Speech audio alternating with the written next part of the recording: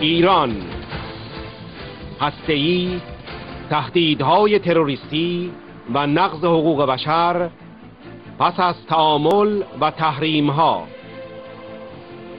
واشنگتن، اقدام اجرایی 20 ژانویه 2011.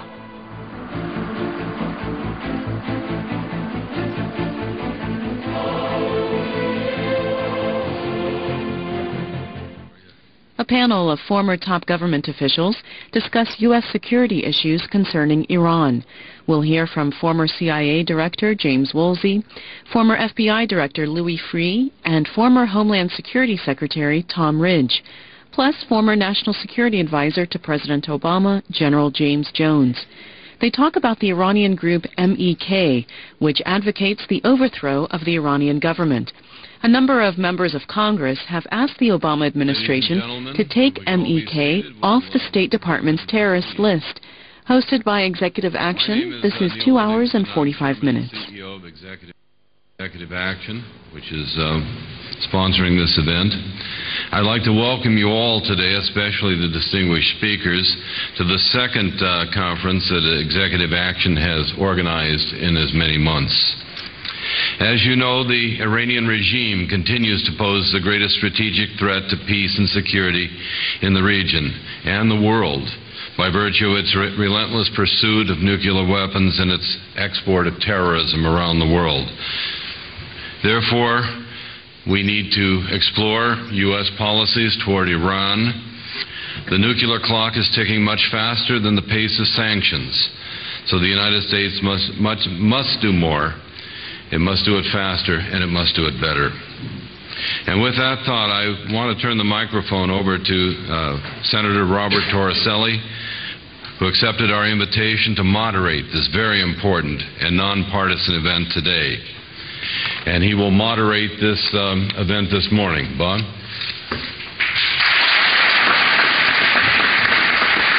Thank you very much. Thank you very much. Thank you very much for that warm welcome and for this opportunity this morning. Winston Churchill, who once noted that the United States can usually be counted upon to do the right thing after it has exhausted all other options. Soon, the international community will meet again with the government of Tehran to discuss its nuclear weapons program. All options have been tried. And once again, there will be an attempt to convince, using all forces of reason, that it comply with international law, common sense, and its own interests, and abandon this folly. I have my own hopes for today's discussion, though each speaker will pursue their own interest and observations as they see fit. My first would be, it is time to start debating the reality of the situation. An outlaw regime, hell-bent on weapons of mass destruction, that is a threat not only to the Western world, but a direct threat to all of its neighbors, of all faiths and all backgrounds. It was perhaps said best by President Bush when he made it clear that a nuclear-armed Iran is simply unacceptable under any terms. It is one thing for us to say it. It is another to devise a policy that will achieve it. Economic sanctions in a world that thirsts for oil, in Iran which produces billions of dollars, is unlikely to be a coercive policy.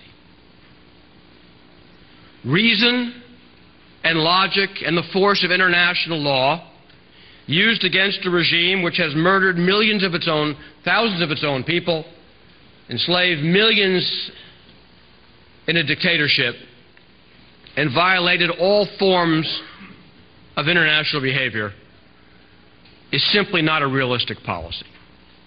What of our policy with opponents of the regime who share the Iranian identity?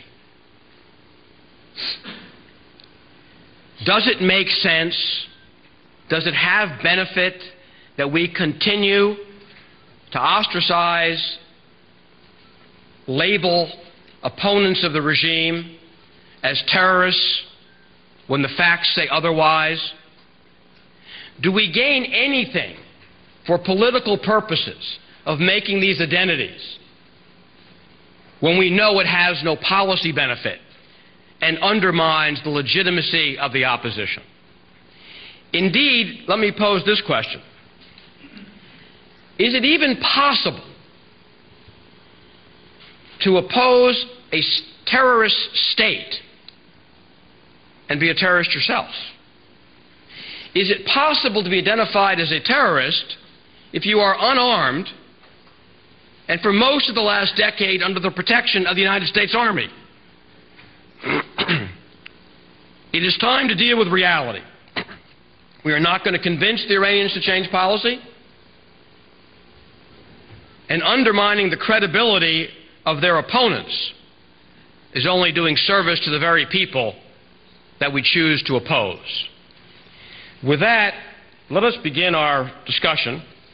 For our first speaker today, it is my great privilege to introduce the 81st Attorney General of the United States, General